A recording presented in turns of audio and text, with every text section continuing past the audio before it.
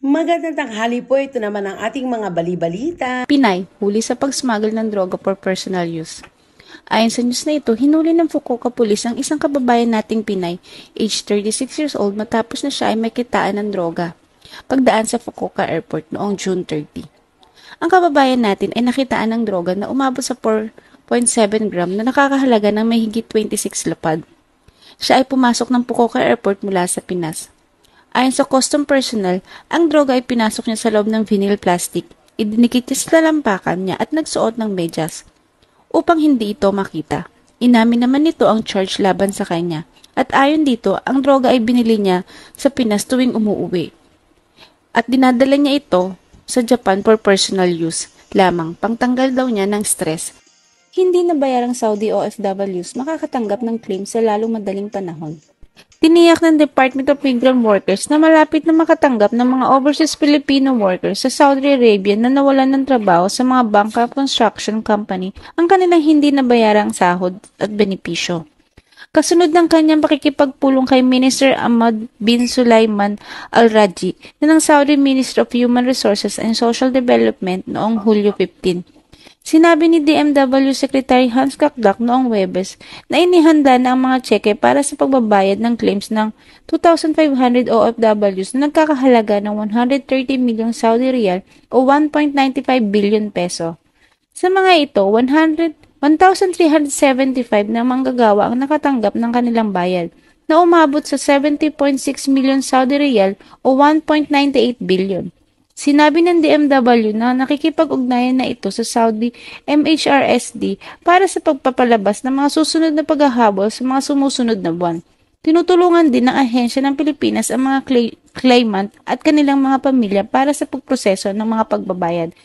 Sinisikap ng Singapore na mag-recruit ng mas maraming Pilipino health worker. Ang pangangalagang pangkulusugan ay isa sa iba't ibang umuusbong na industriya sa Singapore. Ang iba ay teknolohiya ng impormasyon at komunikasyon, presisyon, engineer, pananalapi at mga serbisyong panlipunan. Sinisikap ng Singapore na mag-recruit ng mas maraming health professional at allied health workers na may espesyal na welcome para sa mga Filipino nurse. Sinabi ng Singaporean Ambassador to the Philippine Constancy noong Huwebes, Hulyo 18. Kami ay nag-anunsyo na kami ay mangangailangan ng mas maraming pangangalagang pangkalusugan at mga kaalyadong manggagawa sa pangangalagang pangkalusugan kabilang ang nursing aides at kaya nagkaroon ng pagtulak na mag-recruit ng higit sa kanila, sabi ni Sida sa pagbubukas ng programa ng pagdiriwang Philippine-Singapore Friendship Week sa Department of Migrant Workers noong Huwebes. Sinabi ni Si na tinanggap ng Singapore ang mga nurse mula sa iba't ibang panig ng mundo ngunit lalo na sa Pilipinas. Binanggit ang kahusayan sa wikang Ingles ng mga Pilipino at kanilang natural na paraan ng pangangalaga sa mga pasyente at naging dahilan upang sila ay ginustong pagpilian. Vietnamese na lalaki huli sa pagnanakaw ng ice cream at pananakit sa GERD. Hokkaido o Bihiro City. Ayon sa news na ito, hinuli ng mga pulis ang isang Vietnamese na lalaki, age 28 years old, walang trabaho, matapos mapatunayan nag-shoplift ito at sinaktan pa ang guard na nakakita sa kanya. Nangyaring insidente noong July 11 sa isang supermarket ganap ng 1 p.m. Nakita ng security guard ang lalaki na kumuha ng isang ice cream na nagkakahalagang 300 yen. Sinundan niya ito at nang hindi dumaan sa cashier, kanya itong pinigilan. Subalit ng laban ng lalaki at tinangkang tumakas, sinaktan niya ang guard na lalaki, age 53 years old at mabilis na tumakbo subalit nakita din siya ng mga pulis at hinuli. Inamin naman nito ang pagnanakaw ng paninda subalit dinay siya sa pananakit sa guard. Minarkahan ng mga Pilipino sa New York ang arbitral win ng Pilipinas laban sa China sa pamamagitan ng protesta. Nagsagawa ng protesta ang iba't ibang grupo mula sa Filipino community sa harap ng Consulate General of the People's Republic of China sa West Manhattan, New York, para markahan ang ika-8 anniversary ng arbitral win ng Pilipinas laban sa pangangkin sa Beijing sa West Philippine Sea. Ang grupong Malaya USA ay humiling na mas malakas na patugon sa inilarawan nitong pambubuli ng China sa rehiyon sa gitna ng mga kamakailan na insidente na kinasasangkutan ng Philippine Coast Guard. Hindi raw nila gusto ang digmaan, ngunit umaasa silang tutugon ng tropa ng Pilipinas sa parehong aksyon ng ginagawa ng China sa kanila. Driver license examination sa Oita Prefecture, available na din ang Tagalog. Ayon sa news na ito, sinimulan na din ng Oito Prefecture ang pagdagdag ng additional language sa kanilang driver license examination. Bago ito ay available lamang sa 3 foreign language na English, Chinese at Vietnamese. Subalit dinagdagan na nila ito ng 17 language sa ngayon. Kasama na naidagdag ang Tagalog at iba pang lengguwahe. Ginawa daw nila ito upang mas lalong madaling makapasa ang mga foreigner na kumukuha na exam at naninirahan sa lugar nila. 5 tax-friendly na destinasyon para sa mga OFW. Noong 2022, mayroong higit sa 1.96 million overseas Filipino workers sa buong mundo. Ang mga ito ay halos kahit saan sa Asia, Europe, Australia, North at South America, pati na rin Africa. Ayon sa Philippine Statistics Authority, karamihan sa mga OFW noong 2022 o 4.4% ay nagtatrabaho sa mga elementarya o simpleng at nakagawi ang gawain habang ang iba ay nagtatrabaho bilang service as sales worker. 15.5% at planta, machine operator at assembler 12.4% bukod sa iba pa. Sa ilalim ng Philippine Tax Code, ang mga OFW, mga mamamayang Pilipino nagtatrabaho at kumukuha ng kita sa ibang bansa ay hindi kasama sa buwis sa kita sa Pilipinas. Gayunpaman, ang kanilang mga pinagmumulan na kita sa loob ng bansa tulad ng mga aktibidad sa negosyo, pamumuhunan at ari-arian ay napapailalim pa rin sa buwis.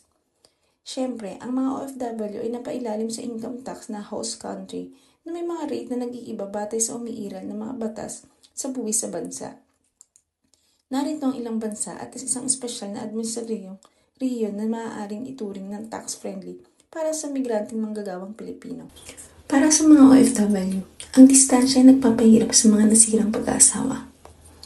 Karamihan sa mga miyembro ng pro-divorce lobbying group ay mga OFW na naniniwala ang diborsyo ang pinakamabuti para sa kanilang pamilya. Dapat yung kasama mo dyan, dapat ang tatay mo ang nagtatrabaho sa ibang bansa, hindi ako. Ito ang mga saloobin ng Australia-based Filipino caregiver na si Rhea. Habang iniisip ang kanyang relasyon sa kanyang mga anak, ang mga bunga ng kanyang bigong kasal. Tulad ng maraming Pilipino, domestic worker at caregiver ang tinatalakay ni Rhea. Ang emosyonal na epekto ng pag-aalaga ng mga bata na hindi niya pag-aari. Pero parang magpapahid ng asin sa sugat. Pinaniniwalaan ng kanyang nawalay na asawa ang kanyang mga anak na tinalikuran niya sila. Si Rhea ay isang humigit kumulang 100,000 miyembro ng pro-divorce lobbying group na Divorce for the Philippines Now. Ayon kay group convener Cici Luenberger Hueco Mayoria, ng kanilang miyembro ay mga overseas Filipino worker. Mag-ingat sa mga scam sa numero ng telepono sa ibang bansa. Nagbabala ang consumer watchdog ng Japan.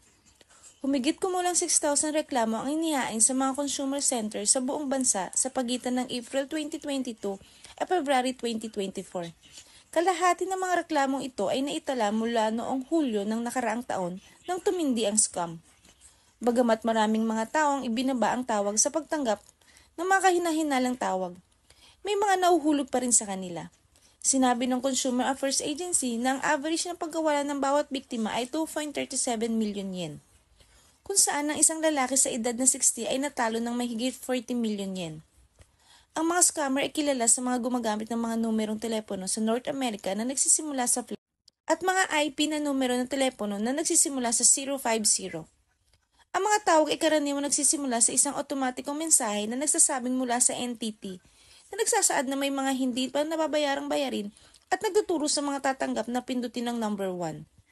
Kapag ito ay natapos na, ang scammer ay maghahabol at ang tatanggap ay may hindi nabayarang mga bayarin sa sinasabing membership site para sa isang umiiral na negosyo tulad ng Hakuyen na tindahan ng Syria o job hunting site na Banila.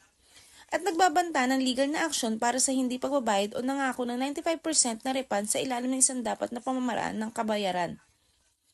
Ang mga pagsisiyasat ng Consumer Affairs Agency ay nagsiwalat ng mga mapanlinlang na operator na ito ay karaniwang gumagamit ng panlinlang at pananakot upang pukwain ang isang pakiramdam ng pagkaapurahan sa mga tatanggap ng bawat tawag.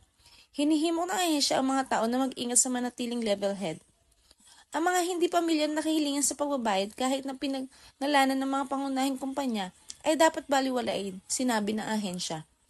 Ang NTT at NTT Finance ay particular na hindi humihiling ng mga hindi nambayarang bayarin para sa mga individual na site na membership sa pamamagitan ng mga tawag sa telepono.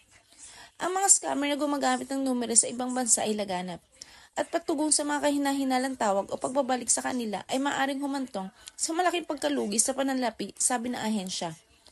Nagbabala rin ito laban sa pagbubunyag ng mga numero ng prepaid card sa hindi kilala mga partido dahil ang paggawa nito ay epektibong nagpapahintulot sa kanila na i-claim ang kanilang halaga.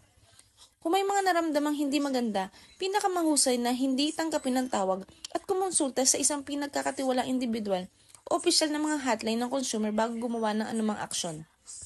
Ipapakalat din ang ahensya ang impormasyon ito sa mga prefecture at munisipyo upang isulong kamalayan ng publiko sa mga naturang scam. COMELEC maglalabas ng digital ID para sa mga botante sa ibang bansa. Nakatakdang maglabas ng digital identification card ng Commission on Election para sa mga botanteng Pilipino sa ibang bansa. Sa isang pahayag na sinabi ng COMELEC na ang digital voters ID ay maaari din gamitin bilang alternatibong ID para sa pagpaparehistro para sa pilot internet voting sa May 2025 election. Maliban sa passport, dapat meron silang nagagamit na isa pang valid ID. Ang naisip natin, digital ID. COMELEC Chairperson George Erwin Garcia said, bukod sa mga pasaporte, dapat may mga alternatibong valid ID. Nakaisip kami ng digital ID. South Korea magde-deploy ng Star Wars laser weapons. Magde-deploy umano ng South Korea ng mga laser weapons upang pabaksakin ng mga drone ng North Korea. Sila ang kauna-unang bansa sa mundo na magpapakilala at magpapatakbo ng ganitong klase ng sandata sa militar. Tinawag ng South Korea ang kanilang program bilang Star Wars Project. Ayon sa Defense Acquisition Program Administration, ang drone zapping laser weapon